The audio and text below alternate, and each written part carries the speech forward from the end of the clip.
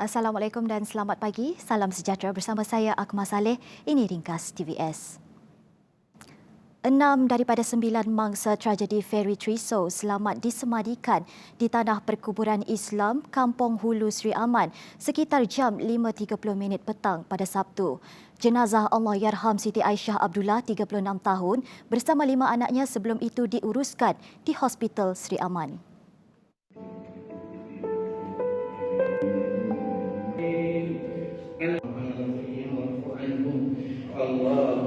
Selepas selesai disembahyangkan di Masjid Bandar Sri Aman kira-kira jam 4.55 petang, kesemua jenazah dibawa ke tanah perkuburan menggunakan 5 van jenazah yang disediakan. Kesemua jenazah dikebumikan dalam satu liang lahat. Antaranya Nurul Syuhada Muhammad Hamzah 16 tahun, Kadunisa Muhammad Hamzah 14 tahun, Muhammad Aiman Muhammad Hamzah 7 tahun, Muhammad Mustaqim Muhammad Hamzah 5 tahun dan anak bongsunya Muhammad Ahmad Muhammad Hamzah yang berusia 4 bulan. Manakala 3 sekeluarga lagi iaitu Ronani Ting 33 tahun, Wallace Pang 7 tahun dan Alvin Pang 12 tahun akan dikebumikan di Nirvana Sibu Memorial Park pada Ahad.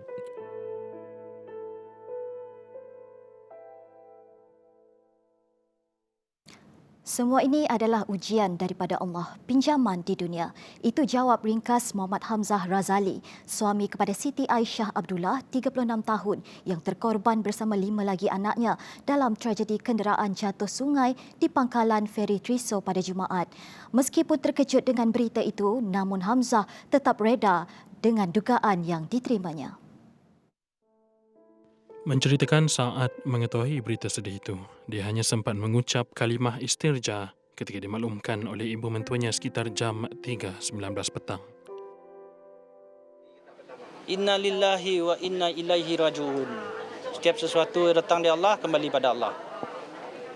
Ya, Jak.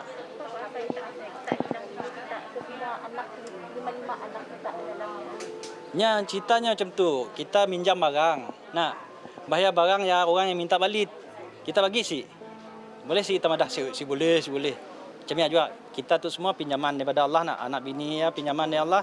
Setakat ya lah nyada bersama kami. Allah ambilnya balik. Kami pun terima je lah. Kami siapa maulah apa ya. Kata Hamzah, biasanya dia akan bersama isterinya menghantarnya ke sekolah tahfiz di Kuching, tetapi tidak dapat pada kali ini kerana ada urusan keagamaan di Kapit. Selalu nang kami lah yang Puang Kuit pergi. Tapi nya insist nak pergi. Nya pun insist nak hantar. Biasa kita nak pergi sama lah. Biasa kami pergi sama. Tapi masa nya insist pergi suddenly nya dengan adiknya. Dengan plan sudah dua adik-beradik lah. Nak pergi sama dah tadi sudah dua nak pergi sama nak. Bagi anak ketiga daripada 7 beradik, Muhammad Imran Syafi'i Muhammad Hamzah, tragedi tahun baru itu adalah ujian yang paling berat bagi dirinya sekeluarga. Terkejut, hilang kata, namun tabah menerima berita kematian 5 adik-beradik serta seorang ibu yang sangat disayangi. Tinggal dia bertiga dengan adiknya Fatihah Najwa Muhammad Hamzah dan ayahnya Muhammad Hamzah Razali yang akan meneruskan kelangsungan hidup. Menurut pelajar tingkatan 1 itu, ketika kejadian, dia dan ayahnya sedang melakukan aktiviti dakwah 40 hari di Kapit dan terpaksa mengizinkan ibu menemani adik-adiknya untuk kembali mendaftar ke sebuah ma'had tahfiz di Kuching. Keluarga mangsa tragedi Feri Triso terus menerima perhatian daripada orang ramai. Prihatin dengan nasib yang menimpa, Menteri Perdagangan Dalam Negeri dan Hal Ehwal Pengguna Datuk Seri Alexander Nantalinggi turun padang berjumpa dengan ahli keluarga mangsa. Jadi ini bagi keluarga, tadi saya bual dengan ibu kandung mangsa-mangsa dan nenek kepada ramai budak yang bangsa tu. Memang sedihlah dengar cerita bagaimana dalam saat terakhir sebelum kejadian tu amat malangnya lah kerana 9 orang dalam satu keluarga kehilangan nyawa. Jadi Kita datang hari ini untuk mengurus banyak sedikitlah meringankan bebanan yang ditanggung oleh keluarga. Beliau yang juga ahli Parlimen Kapit mengucapkan setinggi penghargaan kepada semua pihak yang menghulurkan bantuan. Menteri Pembangunan Usahawan dan Koperasi Datuk Seri Dr. Wan Junaidi Tuanku Jaafar menzahirkan simpati kepada keluarga mangsa yang terlibat dalam tragedi maut di pangkalan feri Triso pada Jumaat.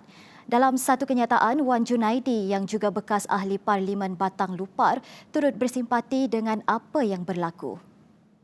Beliau menyeru pihak berkuasa untuk melakukan siasatan menyeluruh berkaitan tragedi ini. Ia termasuk menilai langkah-langkah keselamatan dan prosedur ketika berada di jeti dan feri, terutamanya pergerakan penumpang dan kenderaan. Tegasnya penting untuk memiliki prosedur operasi yang teratur dan kemudahan keselamatannya lengkap di tempat kemudahan awam seperti ini. Pelbagai aspek perlu diambil kira terutama dari sudut keselamatan dan pergerakan kenderaan dan penumpang termasuk ketika proses naik dan turun feri. Malah pengusaha feri katanya perlu mempunyai pengawal lalu lintas untuk menyelaraskan pergerakan kenderaan yang masuk dan keluar dari feri. Selain itu, kaki tangan yang bekerja di jeti juga harus diberi latihan yang tepat mengenai keselamatan dan penyelamatan agar mereka dapat bertindak dengan cepat dan efektif semasa kes-kes kecemasan.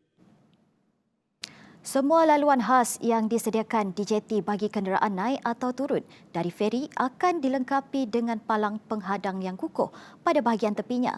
Timbalan Ketua Menteri Tan Sri James Jemut Masing berkata, penambahbaikan itu akan berkuat kuasa serta-merta bagi mengelak kejadian kenderaan terjatuh ke dalam sungai berulang. Dalam kejadian pada Jumaat, 9 maut selepas sebuah kenderaan pacuan 4 roda terjatuh ke dalam batang lupa di jeti feri Triso kira-kira 120 km dari Bandar Raya Kuching semasa berada di jeti untuk menaiki feri. Masing yang juga Menteri Pembangunan Infrastruktur dan Pelabuhan Sarawak berkata, Jabatan Kejaraya JKR Sarawak telah diarahkan untuk memulakan pembinaan penghadang itu dengan segera. To implement the strong yang railing yang tebal tu, railing tu, so that whatever happen, guard rail tu, nothing can fall out of it. So that's the next one we have to do with immediate effect. Okay, and then it must understand that the car fell from the ferry ramp, not from the ferry. Sambungan itu, Masing berkata tragedi itu mengingatkan semua pengguna feri tentang kepentingan untuk mematuhi prosedur operasi standard SOP yang telah ditetapkan sejak perkhidmatan itu mulai beroperasi. One, you do not, all the passengers mesti keluar dari motorcar sebelum motorcar itu masuk dalam feri. Mengulas lanjut, kerajaan negeri memperuntukkan kira-kira 3 bilion ringgit untuk membina jambatan melintasi sungai-sungai yang terdapat di laluan utama kedua yang menghubungkan semua kawasan pesisir pantai di Sarawak.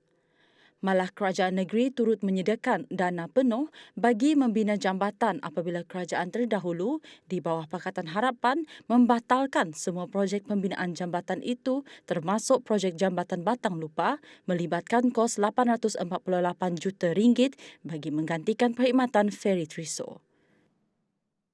Menteri Muda Infrastruktur dan Pelabuhan Datuk Julaihi Narawi berkata, dalam satu mesyuarat bersama agensi-agensi berkaitan akan diadakan Isnin ini. Ia bagi membincangkan langkah-langkah peningkatan keselamatan di semua pangkalan feri.